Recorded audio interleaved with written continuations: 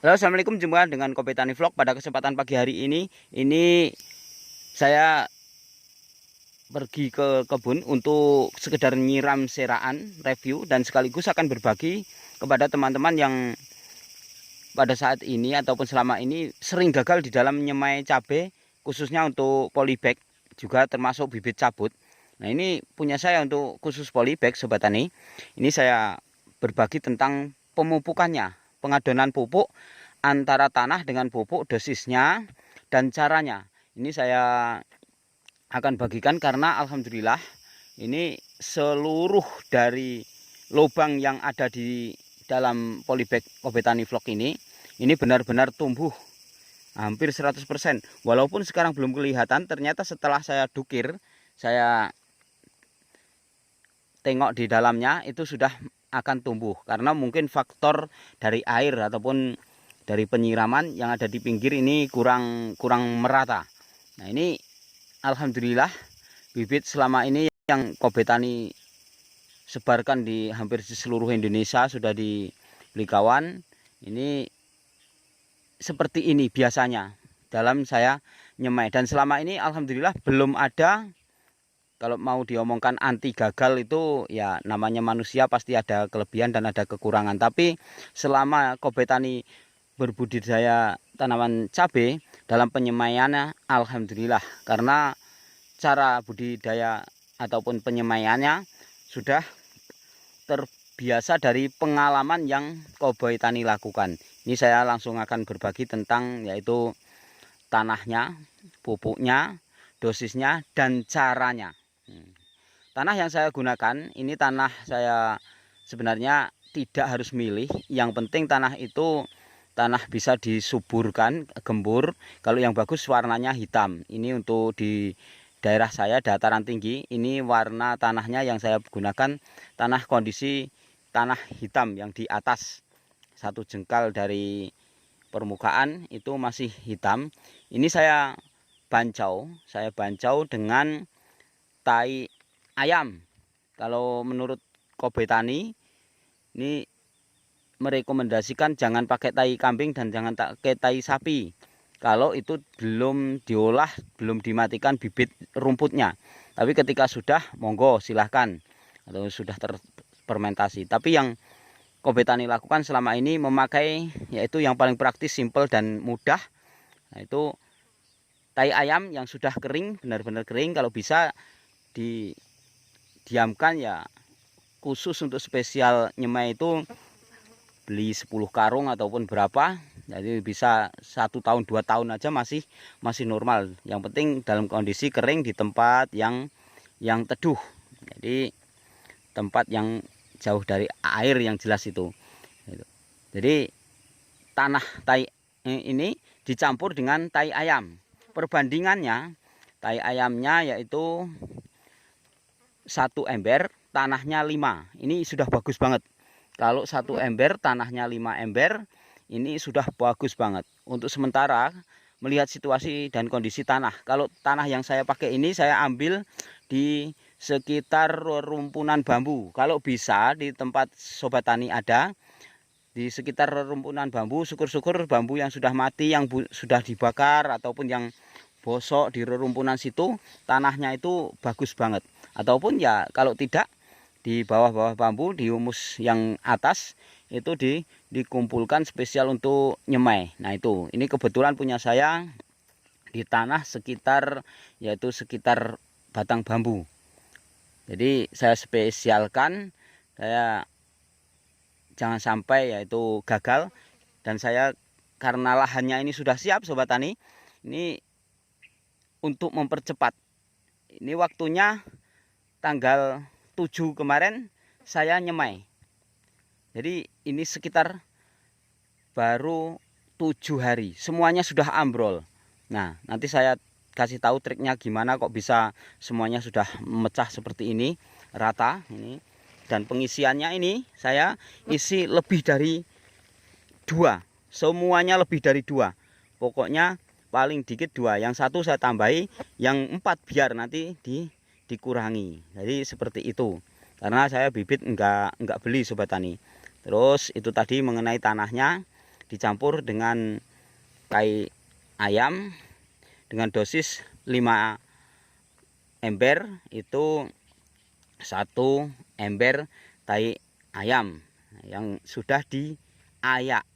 Juga tanahnya juga diayak, dicampur TS. Di dalam 1 embernya itu 2 genggam TS. Sudah 2 genggam TS aja. Artinya tidak ada 1 gelas. Setiap 1 embernya dibikin 2 genggam, yaitu TS. Itu makanya kalau 10 ember ya 20 genggam TS. Nah, untuk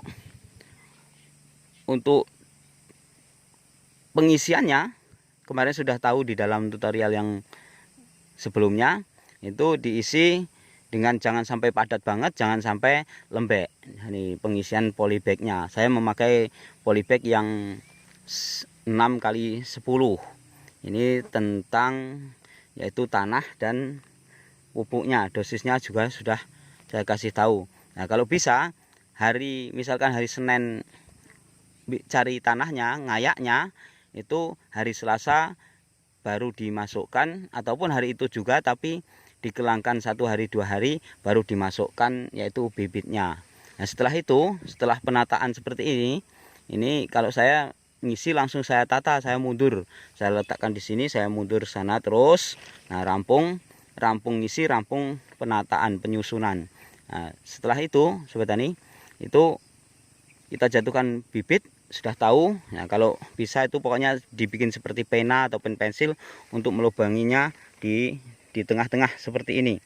Nah, langsung ditutup pakai tangan seperti ini, terus disiram. Nah, ini kunci kesuksesan tumbuh serempak, yaitu siram dan penutupan. Nah, setelah itu disiram benar-benar ya, kondisikan basah. 1 cm dari permukaan tanah ini ke bawah ini harus ada airnya, harus basah, tanahnya harus hitam. Nah, setelah itu baru dilakukan penutupan. Boleh pakai mulsa yang biasa yang masih baru, itu putihnya di atas, tutup rapat. Terus di atasnya kalau yang bagus, kalau musimnya panas, itu dikasih daun ataupun karung. Nah, ataupun tenda yang lainnya. Pokoknya kalau bisa yang di situ bisa rimbun. Kalau khusus plastik mulsa itu masih bisa kebakar kalau panasnya melebihi dari target yang biasanya. Tapi kalau panasnya wajar ataupun mendung itu sudah aman. Nah, untuk penjagaan kelembapan yaitu mulsanya.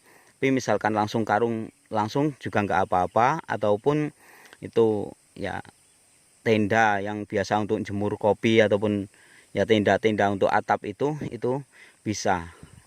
Juga paranet hitam didobelkan itu bisa.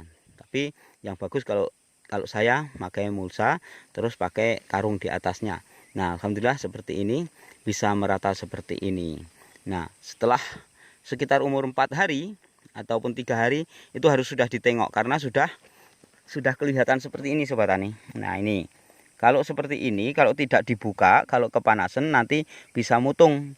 Nah, lebih baik ada yang masih tenggelam seperti ini, kita buka daripada sudah ketinggian. Kalau ketinggian nanti ndeluler panjang putih kena panas terus mutung. Tapi kalau sudah seperti ini kemarin 2 hari sebelum ini saya buka, terus hari Minggu ini karena insya Allah masih dalam kondisi lebaran, ini saya mau bersama anak-anak yaitu jalan-jalan. Sekaligus dalam kesempatan ini saya mohon maaf lahir batin kepada seluruh subscriber ataupun ya penggemar ataupun yang sedang menemukan channelnya Kobe Tani. Mohon maaf lahir dan batin apabila di dalam tayangan ataupun video ataupun segala sesuatu dari Kobe Tani ada yang kurang berkenan. Begitu juga dari Sobat Tani, walaupun komentar yang seperti apa sudah saya maafkan sebelum panjenengan semuanya minta maaf. Nah, jadi ini sekedar review dan sekaligus info ataupun terus ya mungkin ada ilmunya tentang penyemaian. Nah, itu tadi jangan sampai terlambat waktu membukanya karena bisa mutung ketika kena matahari. Kalau sudah putih kepanjangan itu bila dijemur itu mutung. Kalau sudah terlanjur, Sobat Tani, ini ilmu sedikit. Kalau sudah terlanjur terbuka dalam keadaan kasep, bukanya terlambat, terus sudah tinggi, putih, seperti kecambah yang putih itu, jangan langsung dikenakan matahari. Jadi dibikin pelengkungan seperti ini. Nah, ini tempat plastik transparan seperti ini, tapi di atasnya dikasih paranet ataupun dedaunan ataupun warna yang di situ jangan sampai matahari ini. Sampai sekitar 1-2 hari itu dibuka. Kalau buka sebentar nanti ditutup lagi, sehingganya pada saat sudah kebal boleh dibuka 100% seperti ini putihnya. Tapi kalau masih kondisi seperti ini biar digelantang matahari seharian ini nggak apa-apa Sobat Tani, karena memang sudah terlatih dari kecil dia yaitu sudah. Dan ini nanti insya Allah akan keker. Kekernya itu karena apa? Karena tidak ada paranet di atasnya, plastik warna hitam ataupun penutupnya. Dan sedikit ilmu, kalau Sobat Tani beli ataupun bikin semaian, jangan sampai memilih yang di atasnya tutupnya warna hitam. Kalau paranet, kalau di greenhouse-nya ditutup paranet di atasnya, itu bagus banget bibit itu kelihatan, tapi seandainya ada penyakitnya tidak kelihatan. Tapi kalau warna putih seperti ini sudah setiap hari kena matahari, artinya dia sudah adaptasi dan kekebalannya itu sudah kuat, sudah luar biasa, kaku. Maka ketika ditanam di lahan tidak ada atapnya itu tidak apa-apa. Tapi kalau panjenengan beli ataupun nyemai sendiri, tapi di atasnya tuh ada paranetnya hitam, itu biasanya ada yaitu sedikit yaitu stresnya ketika ditanam di lahan yang terbuka. Ini sekedar ilmu dan ini pengalaman murni yang sudah saya lakukan, dan itu kalau tidak percaya boleh dicoba. Kalau memilih, carilah yang benar-benar transparan, plastiknya tidak ada paranet ataupun warna hitam di atasnya, kecuali memang paranet yang jarang-jarang untuk menghindari kaburnya plastik putih ataupun plastik UV, itu tidak apa-apa. Tapi kalau benar-benar dia tertutup hitam, bagus dalam masa belum ditanam, tapi boleh dicoba setelah ditanam. Kalau itu tutupnya di atasnya hitam, ini sekedar berbagi. Kalau percaya monggo, tidak percaya boleh dicoba. Nah, kayak gitu. Saya kira saya cukupkan di sini. Apa yang saya bagikan ini mudah-mudahan ada manfaatnya untuk seluruh petani, khususnya petani cabai. Ini seraan ini bukan hanya untuk seraan cabai aja, boleh dicoba untuk seraan apapun akan terjadi seperti ini insya Allah. Ini dalam waktu 10 hari nanti insya Allah sudah tinggi, dan pada umur 23 hari ini sudah bisa ditanam Sobat Tani. Tapi untuk menjaga kekuatannya kalau bisa di atas 25 hari. Nah, karena subur mungkin 28 hari itu sudah tinggi, dikhawatirkan nanti itu roboh ditanam, maka plastiknya dipotong di bawahnya seperti yang sudah saya berikan tutorial di video sebelum ini. Saya kira saya cukupkan di sini. Nah, mohon maaf tadi masih ada yang kurang. Jadi setelah dibuka Sobat Tani, setelah dibuka ataupun waktu kemarin belum ditutup, waktu penyiraman itu berikanlah insektisida yang di situ ada bau-baunya, ataupun untuk menghindari jangkrik ataupun orong-orong ataupun ya yang lainnya. Kalau yang praktis, orong-orongnya dikasih puradan tanahnya di bawahnya, tapi puradan ini ada efeknya membunuh seluruh bakteri, sehingganya nanti tanahnya ada efeknya juga. Makanya kalau bagus pakai insektisida.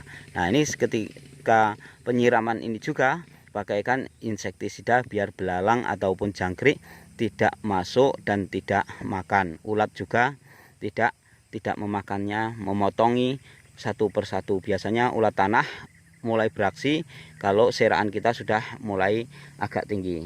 Saya kira cukupkan di sini. Nah, mudah-mudahan apa yang saya sampaikan ada manfaatnya. Jika memang channel Kobe Tani ini ada manfaatnya, tolong di subscribe dan bagikan kepada sesama petani. Mudah-mudahan menjadi berkah untuk kita semua dalam berbagi ilmu. Sukses untuk seluruh petani Indonesia. Wassalam.